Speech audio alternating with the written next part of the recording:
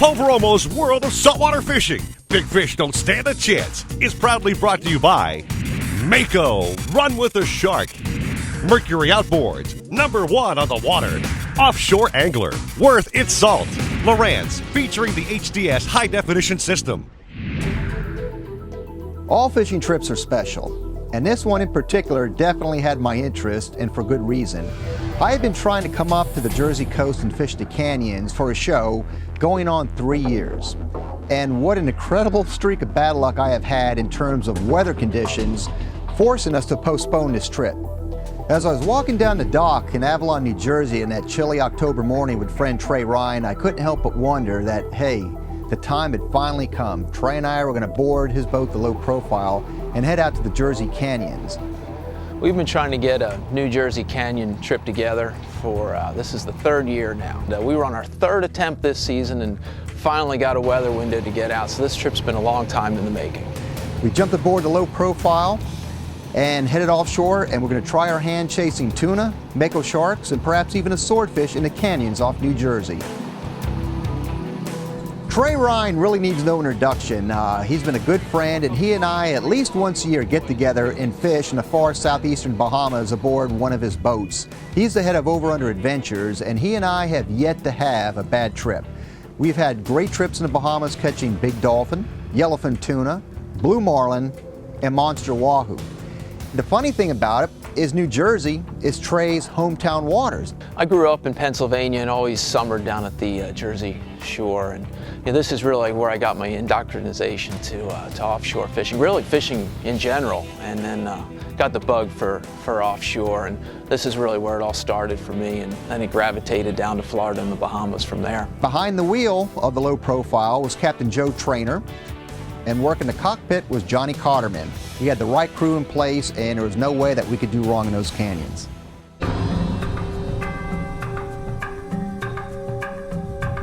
Canyon fishing off the Northeast is huge. Everybody waits for this season when they can get the right weather to run out, when their temperatures are right, you have bait, you have game fish in these canyons. So based on the Roffers Ocean Fishing forecasting analyses that showed the water temperature breaks, all the indications pointed out that the Wilmington Canyon was going to be the hot setup for us. So we took the Low Profile, headed right out to the Wilmington, and we got right to work. When we're fishing the fall time in the canyons, our typical spread's going to consist of anywhere from 10 to 14 lures and baits. The number we put out depends really on the conditions. We were on the troll, and we used mainly Penn 50 Internationals filled with 50-pound test Suffolk Superior monofilament. And the reason we decided to go with the 50-pound class tackle rather than say 30s or some 20s is because when you're trolling out here, not only do you have a very good chance of catching yellowfins that could be anywhere from say 25 to 80 pounds, but you have a good chance of possibly hooking to a big-eye tuna that can run anywhere from 150 to over 200 pounds, a blue marlin. Anything's possible, so you want to make sure that you don't come here undergunned. Oh, you blew up on one. Got one on, get it out on, George. Go ahead. Got him on, George? Yes, I do.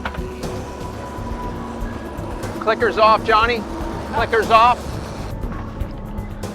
Decided to move off just a little bit deeper, just off the 100-fathom curve there.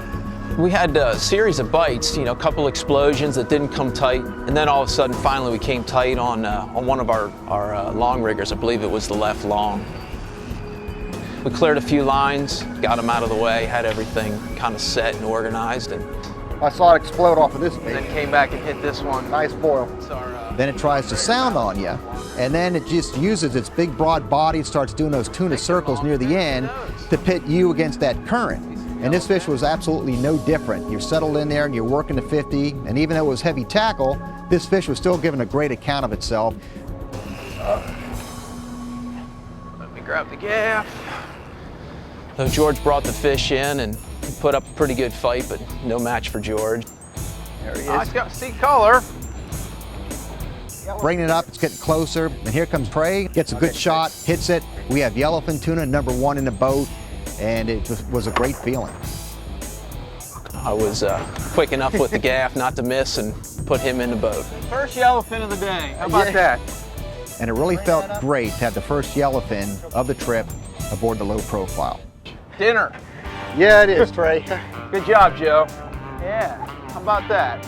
You know, this is like, how many years we tried this? 3 years to get up here and do this? We were blowing out every single time trying to come up here, and we finally got our window. Yeah. This is like, The reward. enjoy him later. Hopefully the first of many. One in the box. We're trolling along a significant water surface temperature break in the Wilmington Canyon, some 72 miles off Avalon, New Jersey, and you can bet there's more tuna to come. I'm with Trey Ryan and crew aboard the boat Low Profile. We're trolling for tuna in the Wilmington Canyon, some 72 miles off Avalon, New Jersey. Now, when you get into like this late fall, here we are in October, I mean, what are you doing? Just fishing windows in between cold fronts, basically? Or? Yeah, absolutely. You get a day or two a week you can get out this time of year from mid-October into mid-November. So just wait for your window. Usually wait till it comes around from the northwest and starts to die down, and then take the following sea ride out. Let the wind come around to the northeast and take a following sea ride in. All right, let's see what happens out here. Watch, they're all over. Right side, there he is.